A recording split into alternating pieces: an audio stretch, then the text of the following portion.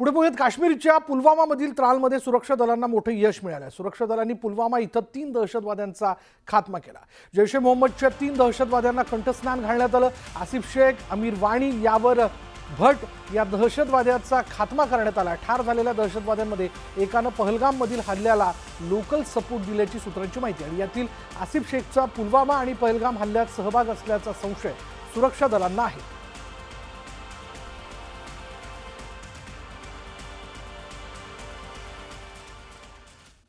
तर भारत पाक मधील तणावाच्या परिस्थितीतही पाकच्या कुरघोड्या सुरूच आहेत। पाकिस्तानचे पंतप्रधान शहबाज शरीफ यांनी आता तर भारताचे पंतप्रधान नरेंद्र मोदी यांची नक्कल केली आहे, पण नक्कल करायलाही अक्कल हवी असते हे शरीफ विसरले।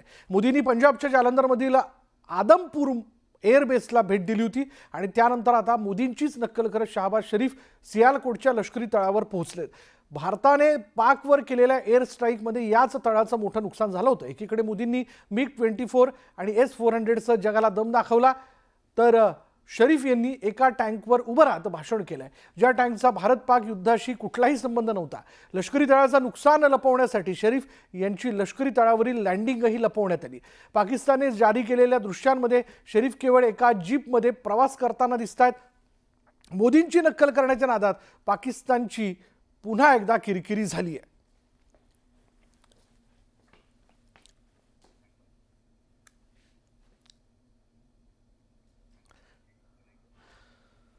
तर भारताने 7 मे रोजी ऑपरेशन सिंदूर राबवत पहलगाम दहशतवादी हल्ल्याचा बदला घेतला।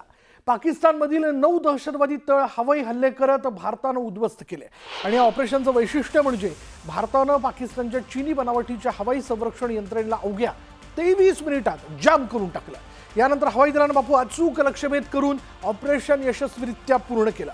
ऑपरेशन सिंदूरनं पाकचं चीनी आणि तुर्की बनावटीचं तंत्रज्ञान कसं फेल आहे हे दाखवून दिलं आणि यामध्ये चीनी बनावटीचं PL-15 क्षेपणास्त्र, तुर्की बनावटीचं इहाव लांब पल्ल्याचं रॉकेट, त्याचबरोबर क्वाड कॉप्टर आणि व्यावसायिक ड्रोन यांचा समावेश होता। पाकिस्तानने अत्याधुनिक शस्त्रास्त्रांचा वापर करूनही भारताचा हल्ला रोखू शकलेला नाही। भारताने आपण तंत्रज्ञानामध्ये कसे सर्वश्रेष्ठ आहोत हे जगाला दाखवून दिलंय।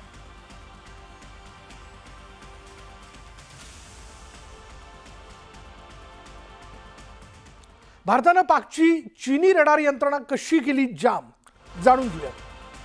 यामध्ये पाकची एअर डिफेन्स सिस्टीम 23 मिनिटात ठप्प करण्यात आली। पाककडून चीन आणि तुर्की रडार यंत्रणांचा वापर करण्यात येत होता। चीन तुर्कीचं तंत्रज्ञान भारतीय तंत्रज्ञानापुढे फेल गेलंय आणि भारतीय सैन्यानं पाकची रडार यंत्रणा पूर्णतः ठप्प केली। पाकिस्तानची एअर डिफेन्स सिस्टीम उद्ध्वस्त करण्यात आली। चीनी HQ-9 डिफेन्स सिस्टीमवर भारताची S-400 डिफेन्स सिस्टीम भारी पडली, ज्याला आपण सुदर्शन चक्र या नावाने देखील ओळखतो। चीनी बनावटीचं PL-15 क्षेपणास्त्र, तुर्की बनावटीचं इहाव लांब पल्ल्याचं रॉकेट, क्वाडकॉप्टर, व्यावसायिक ड्रोन सगळं काही अक्षरशः फेल झालं।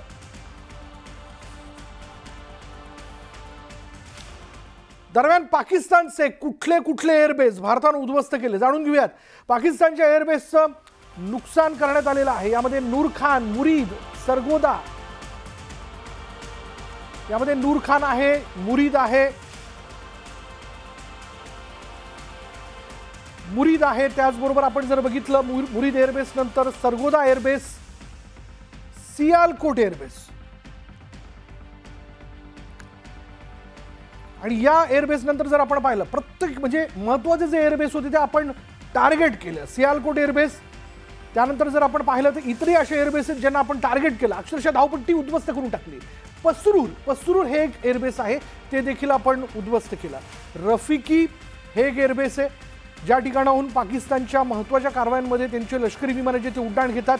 त्याचबरोबर चुनियान एअरबेस जे आहे ते देखील त्याची धावपट्टी देखील त्याचं मोठं नुकसान जे ते बॉम्बमुळे, मिसाईल डागल्यामुळे झालेलं आहे। शिवाय रहीम यार खान एअरबेस हे तर आपल्याला सगळ्यांनाच माहिती आहे, 3ऱ्या दिवसाची कारवाई ज्याला आपण जोरदार उत्तर पाकिस्तानच्या ड्रोन हल्ल्याला देऊ केलेलं होतं। शिवाय त्यानंतर जर आपण बघितलं तर जोकाबाबाद एअरबेस म्हणजे त्यांनी आपले नागरी वस्त्यांना टार्गेट करण्याचा प्रयत्न केला, धार्मिक स्थळांना टार्गेट करण्याचा प्रयत्न केला, पण युद्धांचे नियम सांगतात कधीही अशा प्रकारे हल्ले केले जाऊ नये। आपण त्यांच्या दहशतवादी तळांना, लष्करी तळांना लक्ष्य केलं जोकाबाद एअरबेस नंतर सुकूर एअरबेस आणि त्यानंतर जर आपण पाहिलं तर पुढलं एअरबेस जे होतं ते भोलारी एअरबेस, ज्याचं आपण मिसाईल टाकून जोरदार नुकसान केलं. त्यांच्या हल्ल्यांना आपण प्रत्युत्तर देऊ केलेलं आहे.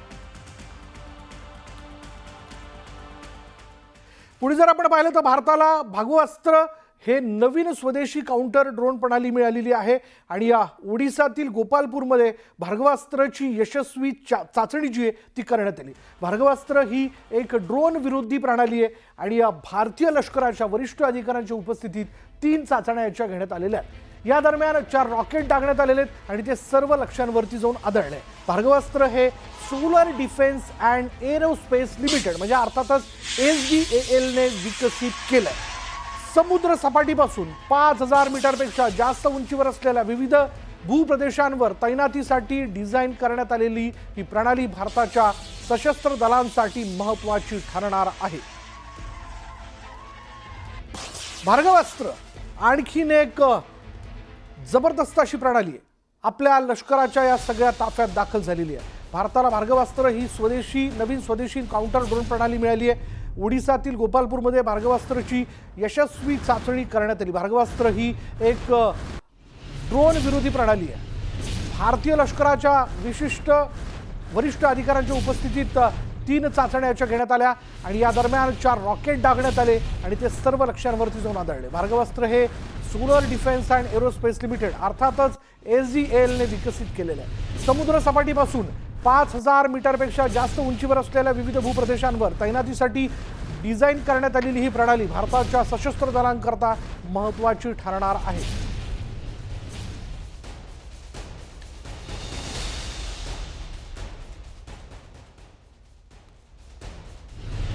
तर मंडळी, भार्गवास्त्राचा पौराणिक संदर्भ महाभारतात वापरला गेलेला आहे. सर्वात घातक अस्त्र म्हणून महाभारतात याचा उल्लेख आहे. परशुराम यांनी शक्तिशाली अस्त्र निर्माण केलं आणि परशुराम यांनीच भार्गवास्त्र कर्णाला दिलेलं होतं. अस्त्र चालवणाराच या अस्त्राला रोखू शकतो. म्हणजे पुन्हा एकदा बघूयात, अस्त्र चालवणाराच या अस्त्राला रोखू शकतो. संपूर्ण ग्रह नष्ट करण्याची याची क्षमता होती असा संदर्भ हा पौराणिक संदर्भ जो तो सापडतो. म्हणून याला भार्गवास्त्र असं नाव देण्यात आलेलं आहे.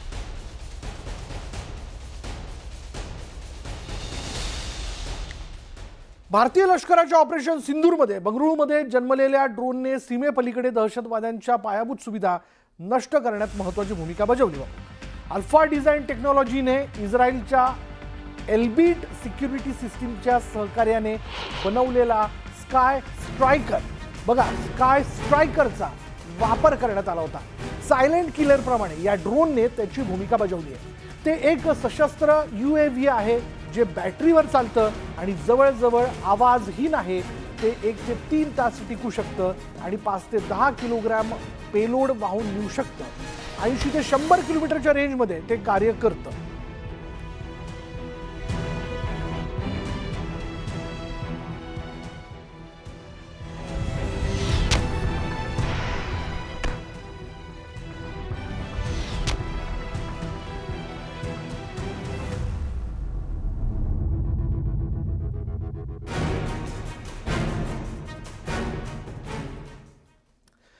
आता आणखीन एक महत्त्वाची बातमी अशी की भारत हा सिंधू जल करार रद्द ठेवणार आहे.